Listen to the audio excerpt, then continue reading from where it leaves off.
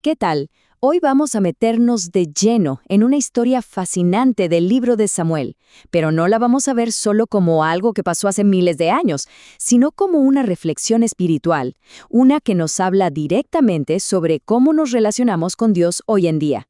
Vamos a ver qué nos enseña sobre cómo escuchar y sobre lo que es la verdadera fe. A ver, para que captemos bien la magnitud de lo que va a pasar, hay que entender el panorama. Estamos en una época de silencio espiritual. La gente casi no escuchaba a Dios. Y es precisamente este silencio lo que hace que el llamado que recibe el joven Samuel sea algo tan, pero tan extraordinario. Y es justo ahí, en medio de ese silencio, donde aparece Samuel, que se convierte en nuestro modelo a seguir. Su historia, la verdad, es como un mapa que nos enseña cómo ponernos en posición para escuchar a Dios, sobre todo cuando sentimos que su voz está muy lejos o es difícil de reconocer en nuestra vida. Entonces, aquí está la clave de todo. Lo primero que hizo Samuel fue buscar la proximidad. O sea, no fue casualidad. Él, a propósito, se puso en un lugar donde podía escuchar. Se instaló, por así decirlo, justo en la presencia de Dios, haciendo todo lo posible para poder oír si Dios le hablaba. Pero fíjense, aunque estaba en el lugar perfecto, la cosa no fue tan fácil. Dios lo llama una y otra vez, pero Samuel no reconoce la voz. Y esto nos enseña algo súper importante.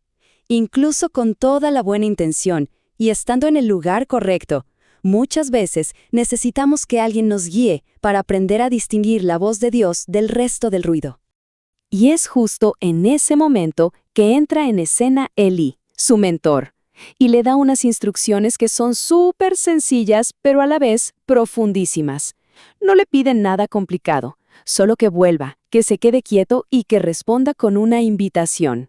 Esta simple frase, «Habla, Señor, que tu siervo escucha», se convierte en un modelo para todos nosotros, un modelo de cómo estar receptivos y humildes. Ok, ya vimos el ejemplo a seguir. Ahora, la historia da un giro de 180 grados. Pasamos de cómo escuchar a una advertencia muy seria sobre lo que pasa cuando la fe se usa mal. Es un cambio drástico, sí, pero la lección es igual de importante. Todo arranca con una derrota tremenda. Israel pierde 4,000 hombres en una batalla contra los filisteos, pero ojo con su reacción. No es que se pongan a rezar o a arrepentirse, no. Su primer instinto es buscar una herramienta, una estrategia para ganar sí o sí. Y aquí está su gran idea. Deciden usar el Arca de la Alianza, que es el símbolo de la presencia misma de Dios, como si fuera un arma. Como bien dice el padre Mike Schmitz, estaban tratando la presencia sagrada de Dios no como una realidad a la que debían seguir, sino como un amuleto de la suerte, algo que podían manipular para su propio beneficio. Es que aquí vemos dos maneras totalmente opuestas de ver lo mismo, ¿no? Por un lado, está lo que el arca es de verdad, la presencia de Dios que guía, que protege y que debe ser honrada. Y por el otro está cómo la veía Israel en ese momento, como un objeto mágico, una garantía de éxito que podían sacar cuando quisieran. Es un malentendido total de lo que significa tener una relación con Dios. Y el resultado de ese error, un desastre total, catastrófico. No es que no ganaran, es que la derrota fue muchísimo peor, 30,000 hombres muertos. Encima, los hijos de Elí mueren. Y lo más terrible de todo es que el enemigo capture el arca. Su intento de controlar a Dios los llevó a perderlo todo. Pero la historia no se acaba con la captura del arca, ni de lejos.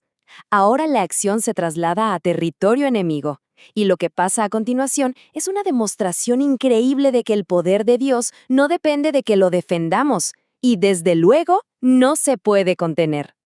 Imagínense la escena. Los filisteos, victoriosos, agarran su trofeo más grande, el arca, y lo meten en el templo de su dios, Dagón.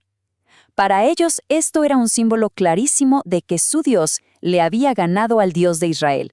Se preparaban para un choque de poderes.